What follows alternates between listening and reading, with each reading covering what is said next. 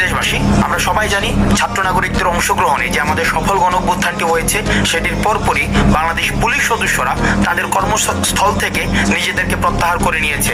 আজকে কিছুক্ষণ আগে আমি দেখতে পেলাম যে তারা 11টি দফা দাবি দিয়েছে, অর্থাৎ তারা যদি কর্মস্থলে ফিরতে চায় তাহলে 11টি দফা দাবি পূরণ করতে হবে। আমি প্রথম দফা দাবিটি আপনাদেরকে পড়ে শোনাচ্ছি।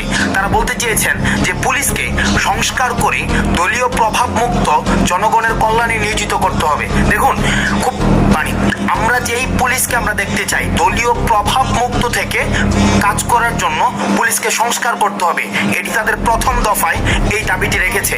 এবং এই দাবির সংস্কারের যে জায়গাটি, এটি সম্পূরক একটি জায়গা তারা যুক্ত করেছে। সেটি বলেছে, আমরা যে রঙের ইউনিফর্ম পরিধান করে কলঙ্কিত হলাম, সেই পোশাকের রং পরিবর্তন করে কনস্টেবল থেকে আইজি পর্যন্ত একই ড্রেস কোড নিশ্চিত করতে হবে। এটি ছিল তাদের প্রথম দফার ক নাম্বার দাবি।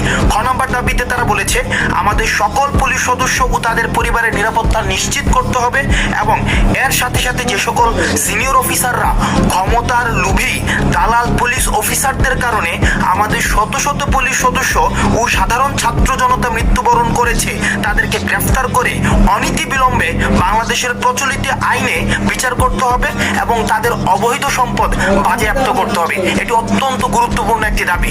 দেখুন এখানে কি বলেছে, এখানে তারা স্বীকার করে নিয়েছে, এখানে অর্থাৎ বাংলাদেশ পুলিশে অবৈধ ক্ষমতালোভী ব্যক্তি স্বার্থ হাসিলের জন্য অন্যান্য পুলিশ সদস্যকে তারা ব্যবহার করেছে এবং পুলিশ সদস্যরাই এখন দাবি করেছে যেসব পুলিশ সদস্য তাদেরকে ব্যবহার করে ক্ষমতার লোভে তাদেরকে ব্যবহার করেছে তাদেরকে বিচার করতে হবে এবং যেই ছাত্রদেরকে নির্যাতন করেছে যেসব পুলিশ সদস্যরা তাদের প্রমোশনের জন্য অথবা দলীয় লেজুর বৃত্তি মেনটেন করার জন্য তাদের কিন্তু তারা বিচার চেয়েছে।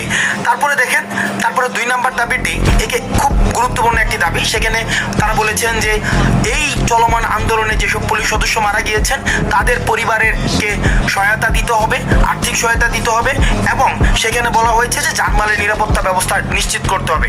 এবং খ নাম্বার যে দাবিটি, খ নাম্বার দাবিটি আমি ব্যক্তিগতভাবে মনে করি খুবই প্রাসঙ্গিক।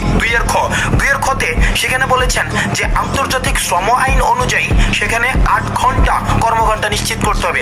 আপনারা সবাই জানেন বাংলাদেশ পুলিশের যেই কর্মঘণ্টা সেখানে নির্দিষ্ট কোনো কর্মঘণ্টা নেই। সেখানে হচ্ছে অর্থাৎ একটা পুলিশ 24/7 ডিউটি করতে হয়। আমরা জানি একটা মানুষের পক্ষে 24 ঘন্টা ডিউটি করা সেটা কখনোই সম্ভব না। আমরা যে এই কিছুদিন অর্থাৎ আমাদেরকে থানা হেফাজতে আমাদেরকে দৌড়াদৌড়ি করতে হয়েছে, সেখানে আমরা দেখেছি একটা পুলিশ কতটা অমানবিক জীবনযাপন করে, একটা পুলিশের জীবন। তাদের নির্দিষ্ট কোনো কর্মঘণ্টা নেই, 16 ঘন্টা